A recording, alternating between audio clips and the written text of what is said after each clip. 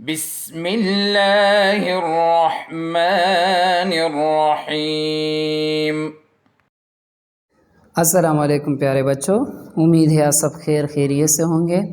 آج ہم پڑھیں گے مطالعہ اسلام جماعت پنجم کا لیکچر نمبر 13۔ آج ہم پڑھیں گے سبق نمبر 6 غزوہ خندق۔ تو چلیے اپنا سبق شروع کرتے ہیں۔ وجہ تسمیہ یعنی اس غزوے کو غزوہ خندق کیوں کہتے ہیں، یہ غزوہ خندق، یہ خندق نام کیوں پڑا اس غزوے کا، اب ہم یہ پڑھیں گے۔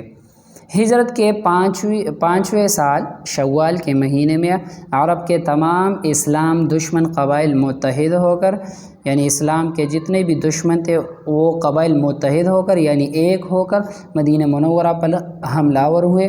ان کا مقابلہ کرنے کے لیے مدینہ منورہ کے ارد گرد ایک خندق کھودی گئی، اس لیے اس غزوے کو غزوہ خندق کہا جاتا ہے۔ یعنی ہجرت کا 5واں سال تھا کہ مدینہ کے مسلمانوں کے تمام دشمن ایک ہو کر ان لوگوں نے مدینہ منورہ پر حملہ کیا۔ چونکہ مسلمانوں نے اپنی دفاع کے لیے مدینہ کے ارد گرد خندق کھودی تھی، اس لیے اس غزوے کو غزوہ خندق کہا جاتا ہے۔ اس جنگ میں عرب کے بہت سے قبائل گروہوں کی صورت میں شریک تھے، یعنی گروپس کی شکل میں شریک تھے۔ عربی زبان میں گروہ اور جماعت کے لیے حزب کا لفظ بولا جاتا ہے۔ حزب کی جمع احزاب ہے، اس لیے اسے غزوہ احزاب بھی کہتے ہیں۔ چونکہ اس جنگ میں بہت سے قبائل گروپس کی شکل میں شریک ہوئے تھے، مختلف گروپس آپس میں مل کر ان لوگوں نے اس جنگ میں شرکت کی تھی، اور گروہ کے لیے عربی زبان میں حزب کا لفظ بولا جاتا ہے، اور حزب کی جمع احزاب ہے، اس لیے اس غزوے کو غزوہ احزاب بھی کہتے ہیں۔ غزوہ خندق کے اسباب، یعنی اس غزوے کے اسباب کیا تھے، یہ غزوہ کیوں لڑی گئی۔ مدینہ منورہ کے یہودی قبائل اپنی بدہدی کی بنا پر مدینہ منورہ سے جلاوطن کر دیے گئے تھے۔ ان کو اس بات کا بڑا دکھ تھا، چنانچہ ان کا ایک وفد مکہ پہنچا اور قریش کو مدینہ پر حملے کے لیے آمادہ کیا، یعنی اس کو تیار کیا مدینہ پر حملے کے لیے۔ پھر یہ لوگ عرب کے دیگر قبائل کے پاس گئے اور انہیں بھی متحد ہو کر یعنی ایک ہو کر مدینہ پر حملہ کرنے کے لیے تیار کیا۔ پیارے بچوں، مدینہ میں مسلمانوں کے ساتھ یہودی قبائل رہتے تھے، چونکہ اس سے پہلے میثاق مدینہ میں یہ معاہدہ کیا تھا ان لوگوں نے کہ اگر باہر سے کوئی حملہ کرے مدینہ پر تو ہم مل کر مدینہ کی دفاع کریں گے۔ چونکہ ان لوگوں نے اپنے وعدے کا پاس نہ رکھا غزوہ احد میں، غزوہ بدر میں، تو اس لیے اس بدہدی کی بنا پر یعنی پرومس توڑنے کی وجہ سے ان یہودیوں کو مدینہ منورہ سے جلاوطن کر دیا گیا تھا، یعنی نکال دیا گیا تھا۔ تو ان کو اس بات کا بڑا دکھ تھا کہ مسلمانوں نے ہمیں مدینہ منورہ سے نکال دیا ہے، اس لیے ان کا ایک وفد یعنی ان کے کچھ خاص لوگ وہ مکہ پہنچے۔ ان لوگوں نے قریش کو آمادہ کیا یعنی تیار کیا مدینہ پر حملے کے لیے کہ آپ مدینہ پر حملہ کریں، ہم آپ کے ساتھ ہیں۔ پھر یہ لوگ مختلف قبائل کے پاس گئے، مختلف قبیلوں کے پاس گئے اور انہیں بھی اپنے ساتھ ملا لیا، یعنی انہیں بھی متحد ہو کر یعنی انہیں بھی اپنے ساتھ ملا کر مدینہ پر حملہ کرنے کے لیے تیار کیا۔ ایک تو یہ سبب تھا۔ اب ہم دوسرا سبب پڑھتے ہیں۔ قریش کو احد میں حاصل ہونے والی جزوی فتح اسلام کی اشاعت میں کوئی رکاوٹ پیدا نہیں کر سکی۔ دیگر مہمات میں بھی یعنی دیگر جتنے بھی مہم ہوئے، دیگر مہمات میں بھی نبی کریم صلی اللہ علیہ وسلم کو شاندار کامیابیاں حاصل ہو رہی تھی اور عرب کے بہت سے علاقے مسلمانوں کے قبضے میں آ چکے تھے۔ اس صورتحال نے قریش کی نیندیں حرام کر دی تھی۔ وہ مسلسل اس فکر میں تھے کہ کسی نہ کسی طریقے سے اس ابھرتی ہوئی قوت کو مٹا دیا جائے۔ دوسرا سبب یہ تھا کہ چونکہ قریش کو غزوہ احد میں جزوی فتح یعنی عام سی فتح، چھوٹی سی فتح، عارضی فتح حاصل ہوئی کہ ان لوگوں نے مسلمانوں کو بہت زیادہ نقصان پہنچایا۔ جب خالد بن ولید اپنے ساتھیوں کو لے کر غزوہ احد میں جو درہ تھا پیچھے کے راستے سے آئے اور انہوں نے تقریباً 70 صحابہ کرام کو شہید کیا، مین کے مسلمانوں کو بہت زیادہ نقصان پہنچایا۔ تو اس کے علاوہ بھی اسلام بہت تیزی کے ساتھ پھیل رہا تھا، چونکہ نبی کریم صلی اللہ علیہ وسلم اور اس کے ساتھیوں نے کفار کا پیچھا کیا، کفار کا تعاقب کیا تو وہ بھاگ گئے۔ تو ان لوگوں نے یہ سمجھا کہ ہم نے مسلمانوں کو نقصان پہنچے، ابھی اسلام کی اشاعت رک جائے گی، مگر پھر بھی اسلام کی اشاعت میں کوئی رکاوٹ پیدا نہیں ہوئی اور اسلام تیزی سے پھیل رہا تھا۔ ان لوگوں کو یہ فکر لاحق تھی کہ ہم اس مسلمان کی جو ابھرتی ہوئی قوت ہے یعنی ایمرجنگ پاور ہے، اس کو کس طرح ہم روکیں گے، لہٰذا ان لوگوں نے ایک جنگ لڑنے کا فیصلہ کیا۔ تو دوسرا سبب یہ تھا۔ تیسرا سبب اب ہم پڑھتے ہیں۔ قریش کو اب اپنی تجارت بھی خطرے میں نظر آ رہی تھی، اس لیے اب وہ ایک فیصلہ کن جنگ لڑنا چاہتے تھے۔ یہودیوں کی پیشکش نے ان کے لیے اس جنگ کا فیصلہ کرنا آسان کر دیا تھا۔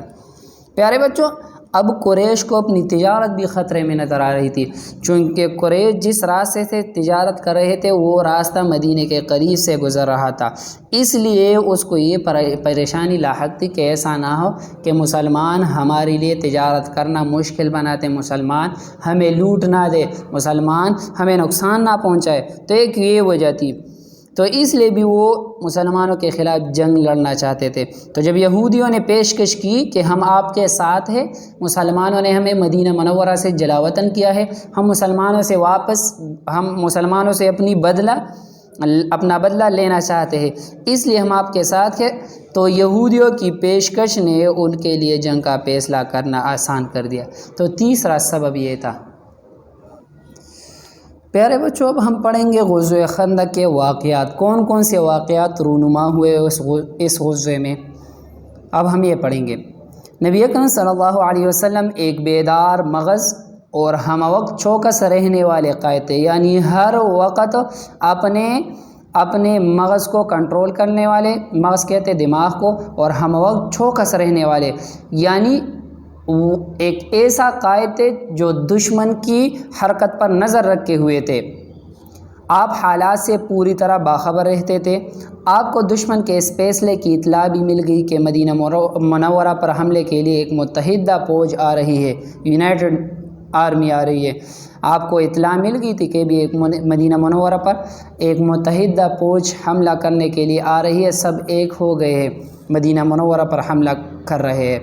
آپ صلی اللہ علیہ وسلم نے فوراً مجلس شورا کا اجلاس بلایا۔ مجلس شورا ایک ایسی مجلس کو کہتے ہیں جس میں مشورہ لیا جاتا ہے تمام لوگوں سے۔ اس میں ہمارے لیے بھی تعلیم یہ ہے کہ اگر ہم بھی کوئی بھی کام کرے تو اس کے لیے مشورہ کرے۔ نبی کریم صلی اللہ علیہ وسلم کی یہ عادت تھی، جب کبھی بھی کوئی کام کرتے تھے تو اس سے پہلے مشورہ لیا جاتا تھا۔ نبی کریم صلی اللہ علیہ وسلم تمام صحابہ کرام کے ساتھ مشورہ کرتے تھے۔ تو آپ صلی اللہ علیہ وسلم نے فوراً مجلس شورا کا اجلاس بلایا اور صورتحال سے ان کو آگاہ کیا، یعنی ان کو باخبر کیا۔ اس اجلاس میں حضرت سلمان فارسی رضی اللہ تعالیٰ عنہ بھی موجود تھے۔ حضرت سلمان فارسی کو اس لیے فارسی کہا جاتا ہے چونکہ یہ پارس سے آئے تھے، فارس ایران کا پرانا نام تھا، تو یہ ایران سے آیا تھا، اس لیے حضرت سلمان کو حضرت سلمان فارسی رضی اللہ تعالیٰ کہا جاتا ہے۔ تو اس اجلاس میں حضرت سلمان فارسی رضی اللہ تعالیٰ عنہ بھی موجود تھے۔ ان کا ایران سے تعلق تھا۔ انہوں نے بتایا کہ ایران میں جب اس طرح کی صورتحال کا سامنا ہوتا تھا تو لوگ شہر کے ارد گرد خندق کھود لیتے ہیں۔ جب اس طرح کی صورتحال کا سامنا ہوتا ہے تو لوگ شہر کے ارد گرد خندق کھود لیتے ہیں۔ چنانچہ حضرت سلمان فارسی رضی اللہ تعالیٰ عنہ کی پیش کردہ تجویز منظور کر لی گئی اور مدینہ منورہ کے گرد خندق کھودنے کا کام شروع ہو گیا۔ جب آپ صلی اللہ علیہ وسلم نے صحابہ کرام سے رائے طلب کی، مشورہ لیا، تو اس میں سے حضرت سلمان فارسی رضی اللہ تعالیٰ عنہ نے مشورہ دیا، چونکہ یہ صحابہ کرام میں سب سے لمبے عمر والے صحابی تھے۔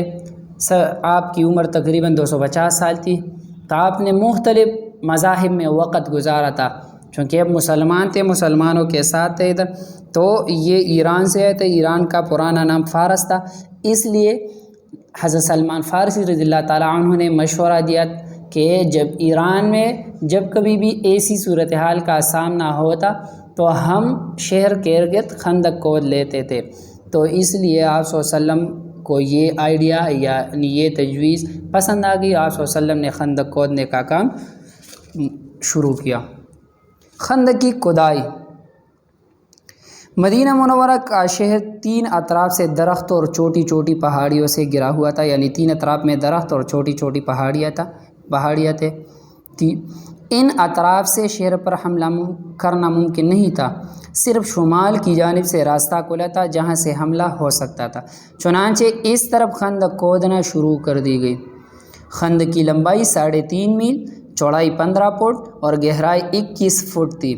کھدائی میں حصہ لینے والے مجاہدین کی تعداد 3000 تھی۔ نبی اکرم صلی اللہ علیہ وسلم نے 10 آدمیوں کے گروپ بنا کر ان پر کھدائی کا کام تقسیم کر دیا۔ پیارے بچوں، مدینہ کے 3 اطراف میں چھوٹی چھوٹی پہاڑیاں تھی اور چھوٹے چھوٹے جنگل تھے، درخت اس پہ اگے، پہاڑیوں پہ درخت بھی تھے، تو اس لیے صرف ایک جانب یعنی شمال کی جانب سے حملہ ہو سکتا تھا، تو آپ صلی اللہ علیہ وسلم نے شمال کی جانب خندق کھودنے کا مشورہ دیا، حکم دیا۔ تو خندق کی کھدائی شروع ہوگی۔ آپ صلی اللہ علیہ وسلم نے 10 مجاہدین کے گروپ بنائے اور اس میں تقریباً 3000 مجاہدین نے شرکت کی خندق کی کھدائی میں۔ خندق کی لمبائی 3.5 میل تھی، چوڑائی 15 فٹ اور گہرائی 21 فٹ تھی۔ کھدائی کے کام میں رسول اکرم صلی اللہ علیہ وسلم بذات خود بھی شریک تھے، یعنی آپ صلی اللہ علیہ وسلم نے خود بھی خندق کی کھدائی میں شرکت کی۔ آپ صلی اللہ علیہ وسلم دیگر صحابہ رضی اللہ تعالی عنہم کی طرح مٹی اٹھانے اور باہر پھینکنے کا کام کر رہے تھے۔ آپ کے طرز عمل نے صحابہ کرام رضی اللہ تعالی عنہم کے جوش و خروش میں بے حد اضافہ کر دیا۔ خندق کی کھدائی کے دوران بہت سے معجزات کا ظہور بھی ہوا، یعنی نبی کریم صلی اللہ علیہ وسلم کے بہت سے معجزے بھی ظاہر ہوئے۔ نہایت مشکل حالات کے باوجود صحابہ کرام رضی اللہ تعالی عنہم نے خندق کی کھدائی بہت جلدی مکمل کر لی۔ پیارے بچوں، نبی کریم صلی اللہ علیہ وسلم خود بھی خندق کی کھدائی کے کام میں مصروف رہے۔ آپ خود بھی صحابہ کرام کے ساتھ خندق کی کھدائی میں مصروف رہے۔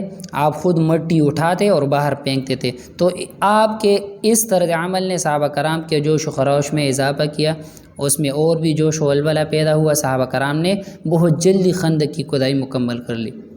پیارے بچوں، ویڈیو کے طویل ہونے کی وجہ سے، ویڈیو کے زیادہ ٹائم ہونے کی وجہ سے میں اپنے لیکچر کو یہاں پہ ختم کر رہا ہوں۔